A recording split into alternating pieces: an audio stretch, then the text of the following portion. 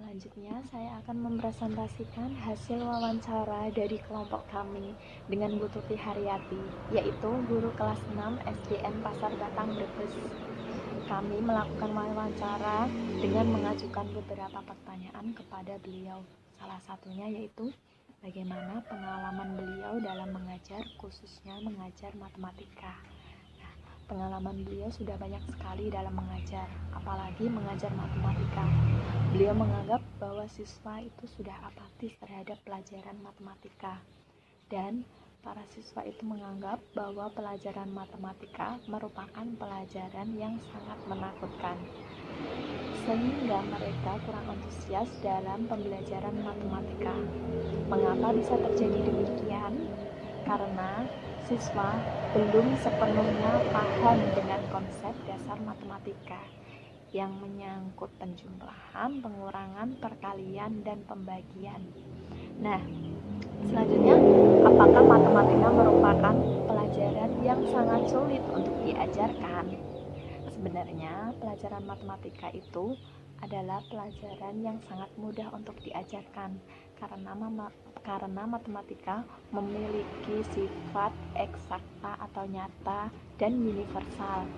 Nah, tinggal tergantung kita sebagai seorang guru atau pendidik dalam menerapkan metode yang sesuai dan tepat, dan dalam menggunakan media yang tepat yang sesuai dengan materi yang sedang diajarkan. Nah, selanjutnya apa saja sih permasalahan tentang konsep penjumlahan dan pengurangan? Padahal kan materi tersebut sudah diberikan di kelas rendah.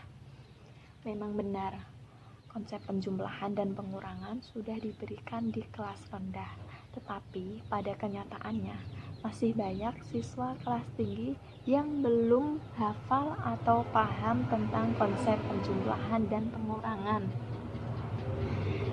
Seperti misalnya ketika mereka. Assalamualaikum warahmatullahi wabarakatuh. Perkenalkan, kami dari kelompok 5 ingin mempresentasikan hasil laporan observasi kami yang disusun oleh 1. Novita Rahmawati, 2. Sofyan Abdul Ghani, 3. Adelia Audrey Paramita, 4. Hardiani Woro Dwi Satuti, 5. Yulfi Alia Asmi, 6. Dia Ayu Puspita Sari, 7. Rizky Pratiwi, saya sendiri. Kami melakukan wawancara pada hari Senin 12 April 2020 pada pukul 20.15 waktu Indonesia Barat melalui via online ataupun WhatsApp. Kami mewawancarai salah satu guru yang ada di SD Negeri Pasar Batang, Brebes. Adapun identitasnya narasumber yaitu nama Ibu Tuti Haryati SPD SD, umur 45 tahun, alamat Jalan Lejen Sutoyo RT 3 RW 16 Brebes, pendidikan S1 PGSD Universitas Terbuka Jakarta, mengajar kelas 6 SD, riwayat mengajar tahun 1998 sampai 2010 di SD Negeri Kaligangsa Wetan Brebes, tahun 2010 sampai sekarang di SD Negeri Pasar Batang 5 Brebes. Adapun yang kami wawancarai di SD. Assalamualaikum warahmatullahi wabarakatuh. Perkenalkan, nama saya Novita Rahmawati, NPM 18120232. Di sini saya akan melanjutkan dari teman saya dengan materi RPP, Rencana Pelaksanaan Pembelajaran.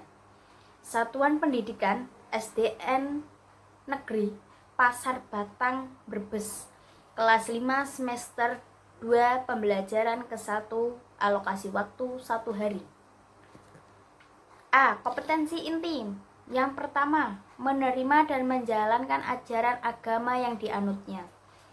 2. Memiliki perilaku jujur, disiplin, tanggung jawab, santun, peduli, dan percaya diri dalam berinteraksi dengan keluarga maupun guru dan teman.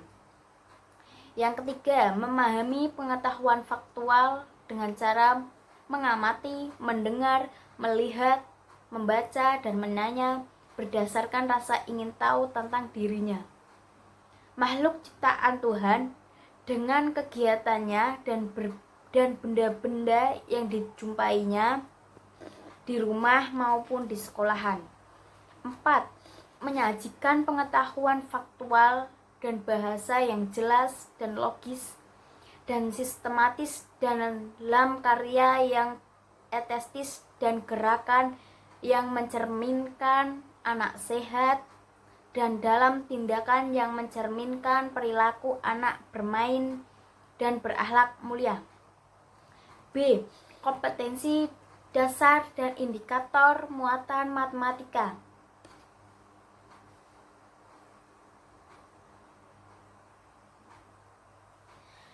KD pertama 3.5 menjelaskan dan menentukan volume bangun ruang dengan menggunakan satuan volume.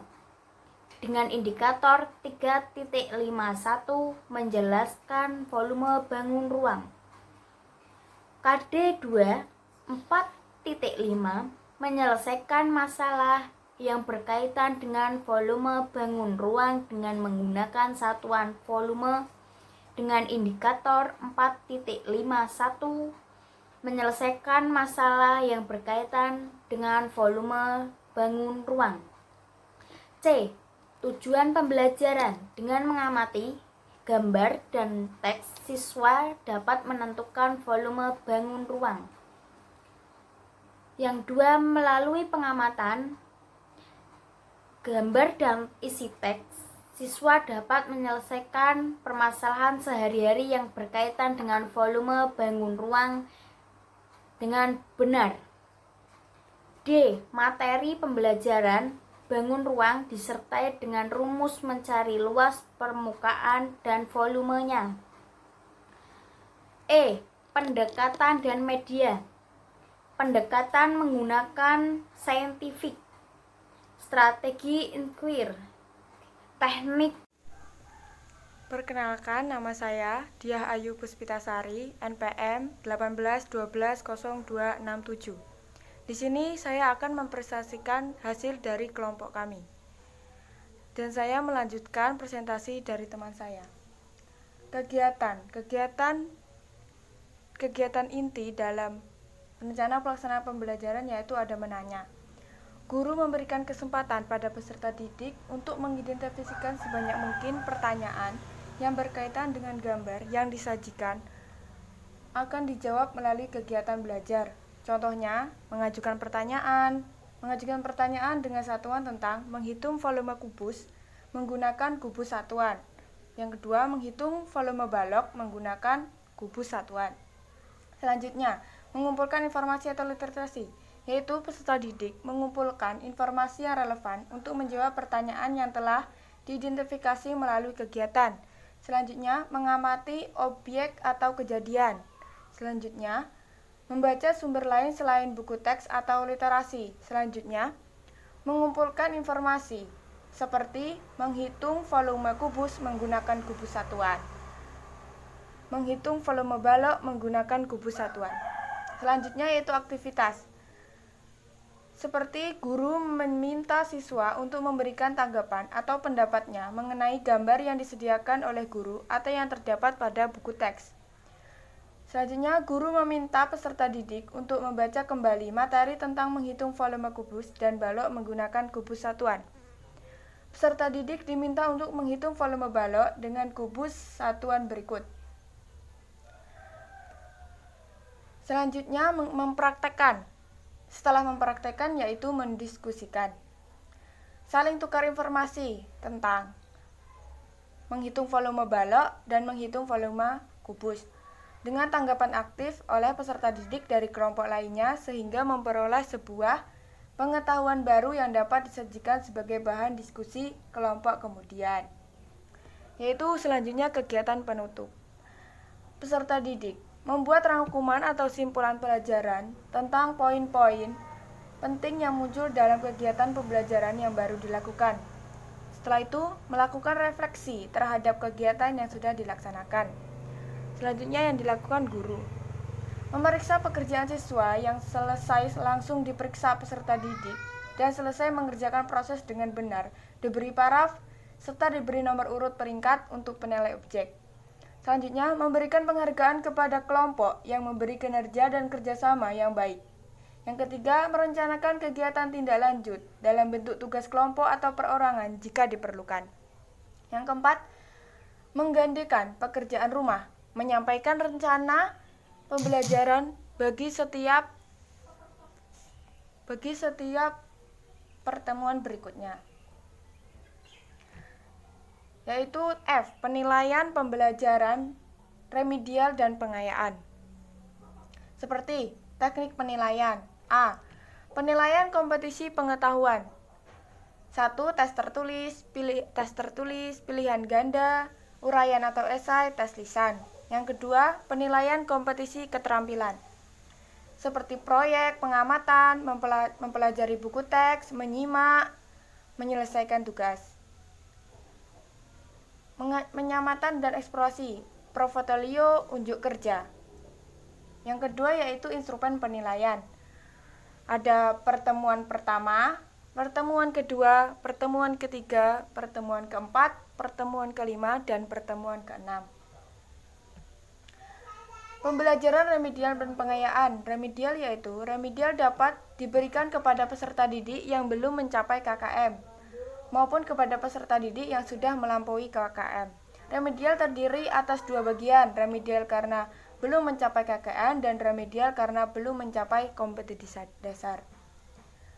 Yang kedua, guru memberi semangat kepada peserta didik yang belum mencapai KKM atau kriteria ketuntasan maksimal. Guru akan memberikan tugas kepada peserta didik yang belum mencapai KKM.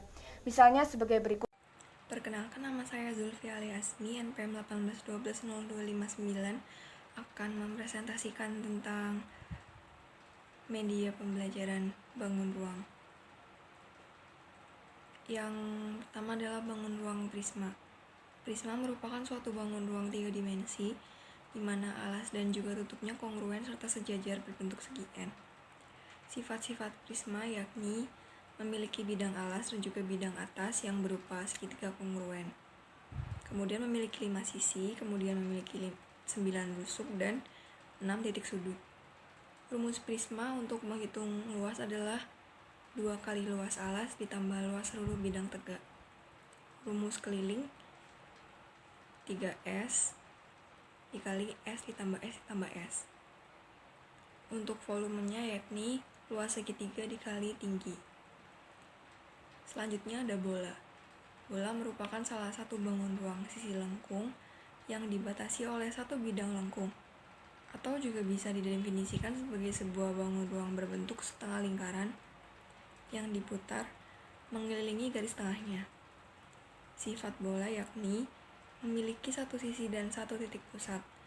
Bola tidak memiliki rusuk, tidak memiliki titik sudut, tidak memiliki Assalamualaikum warahmatullahi wabarakatuh. Perkenalkan, nama saya Sofyan Abdul Ghani, NPM 1812-1208. Kubus merupakan suatu bangun ruang 3 dimensi yang dibatasi oleh 6 sisi serupa yang berwujud bujur sangkar.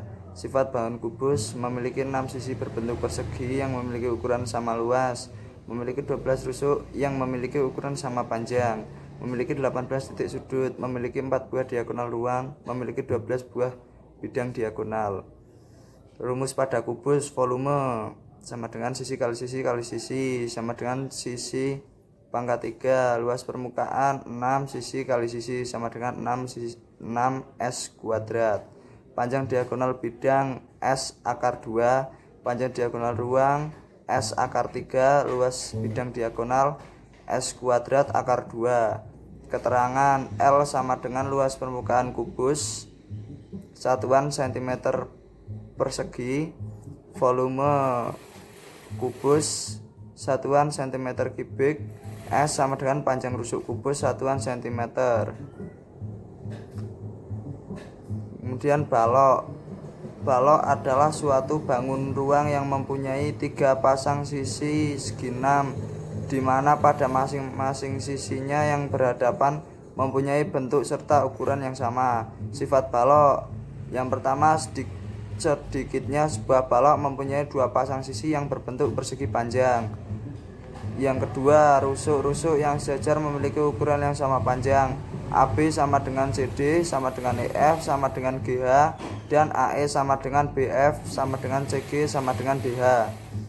Nomor 3, pada masing-masing diagonal bidang pada sisi yang berhadapan berukuran sama panjang, yakni ABCD dengan EFGH, ABFE dengan DCGH, dan BCFG dengan ADHE yang mempunyai ukuran sama panjang. Nomor 4, masing-masing diagonal ruang pada balok mempunyai ukuran sama panjang. Masing-masing bidang diagonalnya berbentuk. Perkenalkan, nama saya Adelia Audrey Paramita, NPM 1812023 dari kelas 4F. Kerucut merupakan salah satu bangun ruang yang memiliki sebuah alas yang berbentuk lingkaran dengan diselimut yang mempunyai irisan dari lingkaran. Sifat kerucut yang pertama, terdapat beberapa sifat pada bagian ruang kerucut, antara lain sebagai berikut. Kerucut memiliki dua sisi, kerucut tidak memiliki rusuk, kerucut memiliki satu titik sudut, jaring-jaring kerucut terdiri atas lingkaran serta segitiga, tidak memiliki diagonal bidang, tidak memiliki bidang diagonal. Nah, bangun ruang kerucut mempunyai beberapa rumus.